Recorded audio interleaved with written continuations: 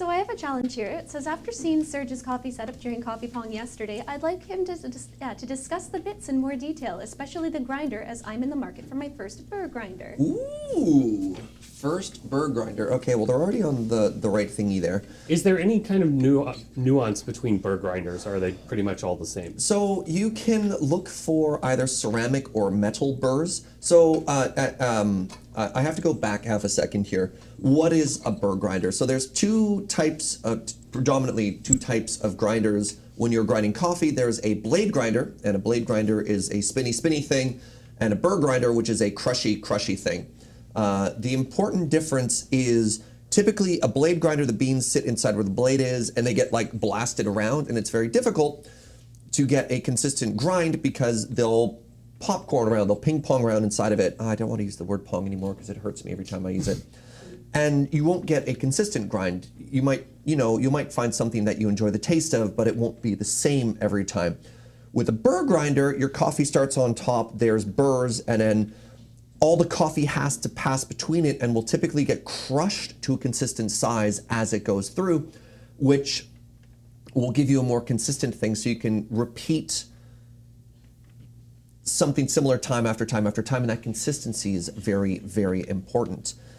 Now, with a blade grinder with a metallic burr versus a ceramic burr, metal is just going to last longer. The issue is, as it dulls, you might eventually have to sharpen it, which is tough. But for most people at home, you're realistically not going to use it enough times to worry about it going dull. Or, you're spending $60 to $100 after 5 years of use when it might eventually break. You're probably happy to replace it at that point. Does that make sense? And I don't even know if most home consumer options, you're going to have to worry about that difference. Yeah, I mean, if you're already in the market for a burr grinder, basically whatever works well for you. I have I don't know if there's a photo of it anywhere on my social media. I bet you Noi2222 would probably find it rather quickly. I have a beautiful hand grinder that I use at home. That is an old PEDE, I believe is. I can't remember exactly what it is. That's much more efficient than the small Hario grinder I brought out the other day.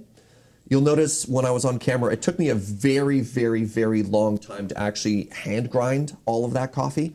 So if you look for a physically larger model, it'll take you less time as opposed to the small compact one I had. So I guess that's something you could look for in the market when you're buying a hand grinder. Can I pause you just for a second, just like a literal pause?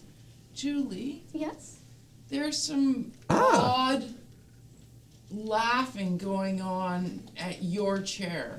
Oh, that's normal though. Okay. Yeah. Just carry on. I'm just concerned because James is in there unsupervised. I'm sure that James knows. And he's taking advantage of the fact that Serge is, going to talk about coffee for a long time. Yeah. That's fine. James knows that if he deletes any of my class notes, He'll die. Yeah. Yeah. Right. I'll murder him. There's a photo of a grinders. great hand grinder by the Moat Man in chat right now, which is fantastic. Somebody also had a good comment, which was if you find an old vintage hand grinder, you're probably fine to use that as well because it's unrealistic from the break. Yeah, Gareth Jones RTUK posted one that's very similar to what I have at home as well. Oh my God.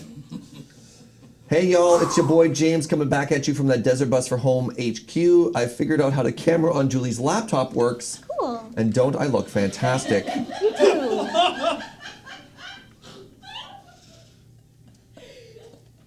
Just drop that into the overlay there, Sarah. Yeah. Push that right out for other people to enjoy. Oh yeah. Not everyone's in chat. Interesting. Yeah.